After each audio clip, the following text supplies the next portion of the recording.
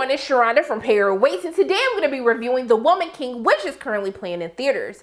This film is directed by Gina Prince Bythewood and it stars Viola Davis, Tuso Mbedu, John Boyega, Lashana Lynch, as this film centers around a historical epic based in alternate history of the Kingdom of Dahomey, which is one of the most powerful African states in the 18th and 19th century. So for those of you who are new to my channel, welcome, hello, so glad you came, I hope you stay. I'll tell you what I liked about the film, what I didn't like about the film, and should you pay your way to see The Woman King in theaters this weekend. So going into what did I enjoy about this film, let me tell y'all something right now, okay? Because I was at the world premiere of The Woman King at TIFF, and when I say watching a movie, like as you get into the opening sequence, I had to pinch myself for a moment because I was just like, I cannot believe that in 2022, okay, that I get to watch a film not only with a predominantly black cast, but a predominantly female, okay, cast that are black women of all shades and complexion, but most importantly, it was a lot of my dark-skinned chocolate sisters, and I said, I almost had to let a tear shed, because I said, I cannot believe that a movie like this will be greenlit, and that not only do we get to see this beautiful representation on this screen, but that we get to watch a movie about powerful African warriors who are women. And I really didn't think that was gonna happen. Because to be honest, I know a lot of people like, Sharonda, what are you talking about? Black Panther made $1 billion. But to be honest, I thought after watching Black Panther, there would be this huge like black renaissance of like black films with predominantly black casts that are gonna make all this money and be in all these different genres.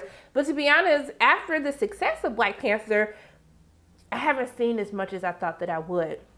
And so I don't want it to fall on deaf ears of how important a movie like this is, but a movie that champions women, but also too that champions fierce and powerful women who are deadly, who are just brutal in some of the scenes of action that you're gonna see. I was like, also y'all killing people in here, like y'all doing it like that. I was here for it. I don't condone, violence or death, but in this movie it was okay. So yes, I was totally here for it. But also too, it's the themes of this film, this beautiful theme of a woman's choice.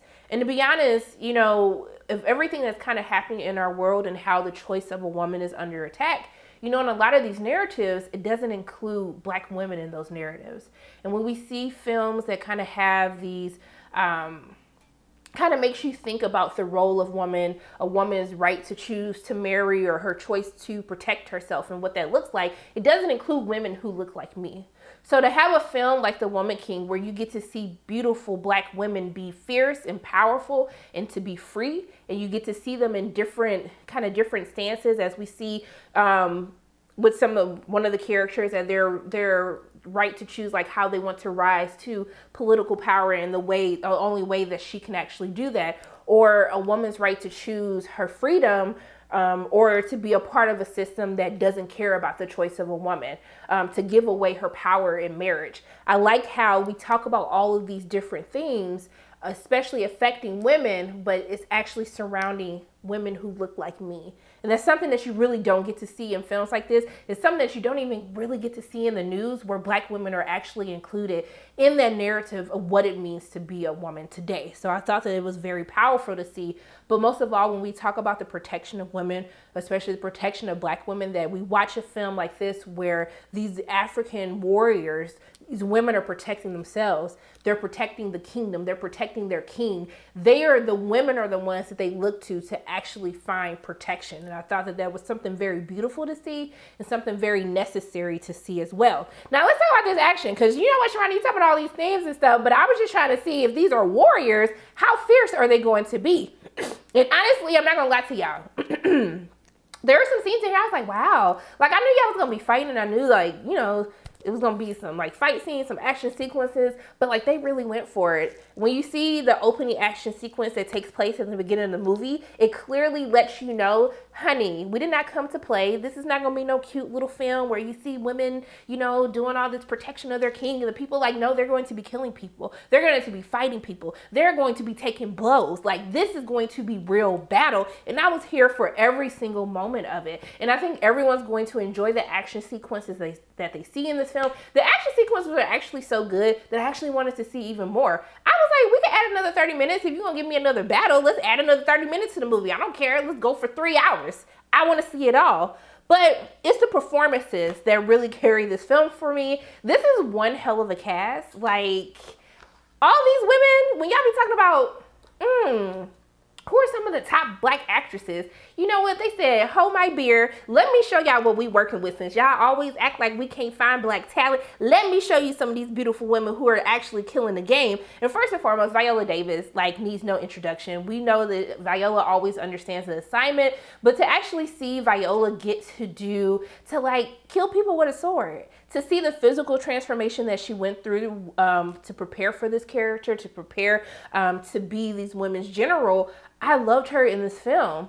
But also, too, she reminds you that there is some type of like fierceness that she has even in her eyes. The fact that she can shoot a look on screen that would like actually make you scared of her, but at the same time you can tell that her character is hiding something. And as we get to learn more about her character in this film, there's an emotional depth that Viola provides that continues to show us why she is one of the best in the game, the top of the game. And I said what I said. You can fight me afterwards in the comment section, but you know it's the truth.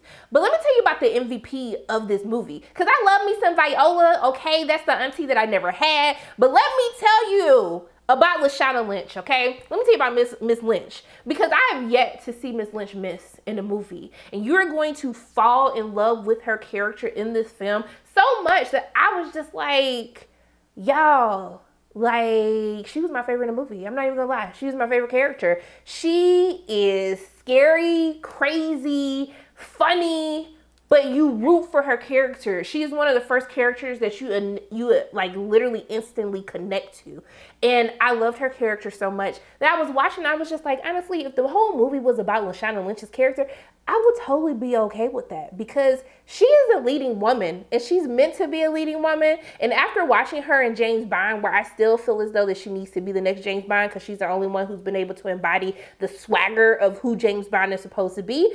Watching her in this, like, for her not to be leading her film, like, after this, it would be honestly a travesty at this point, because she is one of the brightest talents in this industry. She has not missed yet. She slays every performance, and I really need more people to be talking about Lashana Lynch, especially after watching this film. But let me go ahead and go to Tuso's character. I really liked her character in this. Her character is feisty. There is something that's still sweet. You feel this sweetness that's on the inside of this rough exterior as you get introduced to her character and kind of how she's introduced to all of these women. But I think that she is absolutely phenomenal in this film, and to be able to hold space where you still want to see and learn about her character when you're watching Viola, you're watching Lashana, and also too with Sheila Tim, who is another one that just is killing it in everything that she's in. I think the cast that they have assembled is absolutely phenomenal. It's one of the best casting I've seen across the board, where everyone literally brings their own to the role. You don't feel as though someone's kind of carrying the movie or trying to make up for other weaker points. There is not a weak person in this film. But let me talk about my king, John Boyega. Okay, baby, I don't know if it was the Naja accent in this movie, or like, you know, the curls that was popping on the afro, or really just him having his chesticles out. You know what? I said I wasn't gonna lust after this man. Stand up.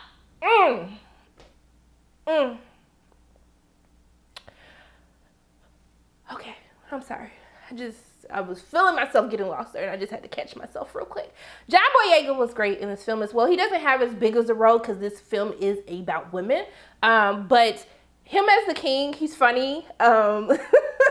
He always makes you laugh when he's on screen. And it's not like in a goofy type of way. It's just his line delivery of how he says certain things and how he interacts with people. Like, it was working for me. It was working for me. I said, can I be one of your wives? Because I will. I don't know what you're selling, but I'm here to buy it. Just let me know. Also, too, Jamie Lawson doesn't have a big role in this film, but whenever she's on screen, I was just like, oh, you doing too much.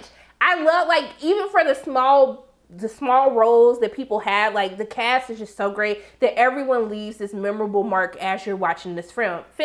And also, too, this is a very random side note. Whoever did the hair and gave Hero finds Tiffin that lace front, baby. That lace front was so good. You could tell that Hero was feeling himself because the character was like just running his fingers through the hair, and I was just like, whoever did that lace front and was doing people's hair for this movie, I was here for it. Loving all of the natural hairstyles in the film, to see these beautiful black women with their natural hair, and to see it was just everything, y'all. It was everything. But let me go ahead and talk about, also too, this is actually very important. So listen, buckle up. I've seen a lot of movies. I just came from a film festival, and I've seen a lot of movies, you know, talking about, you know, kind of these historical figures. And one of the biggest issues I've had in a lot of these films is that if there's going to be a film about black people, about African people, you don't need white people to help tell that story.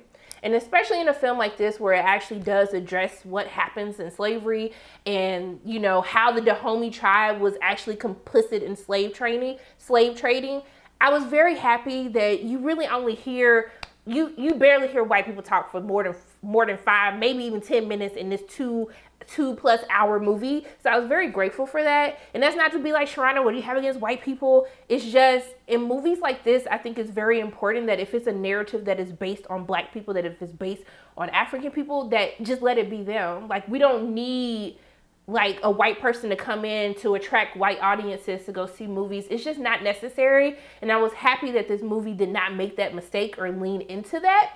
But even though I have a lot of things I can rave about this movie, I do have a couple of issues. And since we're talking about, you know, people talk about the historical inaccuracies, especially with this film. I know, like I said, it's like an interpretation of the Kingdom of Dahomey. This movie is inspired by a real African kingdom. But I did feel like if you're going to use like real names, and if you're going to reference like real people within the Dahomey tribe, that you can't like shy away from the truth.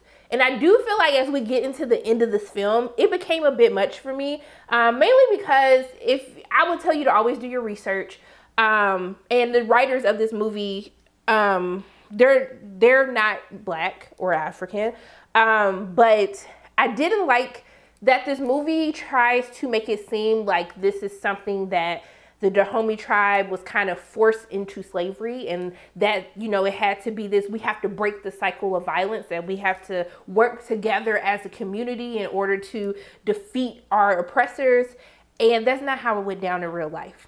And I know people say, but it's not based on a true story, but it is loosely based on a real tribe, and a very, they were ruthless, and they did not want to end slavery. They had to be forced to end slavery. And it just made me feel a certain type of way the last couple of minutes, how they tried to make it look real cute, how black people or the African tribes need to work together and we can't be each other's oppressors, how we have to defeat the main oppressor. It didn't sit well in my spirit, and I never will lie, y'all. It made me feel a certain type of way even in the movie. I was still rooting for everyone. Overall, I really enjoyed the movie. But if you're going to base something on real historical figures, on real tribes, like, you kind of gotta, like, they kind of went there to still say that this kingdom, this tribe, they were still complicit in slave trading, of sending Africans to the Europeans for the intentions of slavery.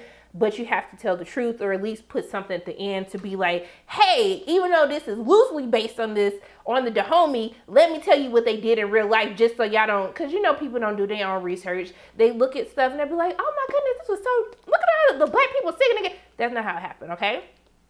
Rubbed me the wrong way, because I felt like we tried to make it look real cute at the end, and that's not that, like, the math wasn't mathing for me at the end of the movie. But like I said, I still enjoyed everybody in this. The only other issue I did have is the middle part of the movie kind of drags. It felt a little bit long in the middle, but the third act kind of sped that up, and the third act, this big epic battle, it was great. And also too, there's a romance thing that they try to do in the movie, and I was just like, it really wasn't needed. It wasn't doing anything for me. I don't feel like it served the movie as a whole. I don't even feel like it served for any further character development in the movie. So it just felt like we could have cut that whole part out. I didn't need it. I didn't think it helped the movie at all. I think it actually was the reason why the movie dragged in the middle, if I'm gonna be quite honest with you guys. But overall, for me, I still had a great time with the Woman King, y'all. I got my entire life. I was screaming. I was like, I did cringe for a moment because it was something crazy happening. I had to turn my eye for a moment. But I was just rooting for everybody Black, everybody African on my screen. I was rooting for everybody. I was here for this. So what I would tell you to do with you and your coins for the Woman King, I would tell you to pay to go see this film in theaters, okay? If you want to see some beautiful Black women on your screen being fierce warriors, spend that money, okay? If you want to see action, if you want to see battles, go ahead and spend that money. If you want to see my King John Boyega be kinging with his Naija accent, go ahead and spend your money, okay, y'all? Those are my thoughts on the Woman King. As always, my name is Sharana from Para Waits, and if you like what you saw today, make sure you hit the like button, hit subscribe, share this video with your friends, and make sure you hit that notification bell. And I love you guys 3000, and until I see you again,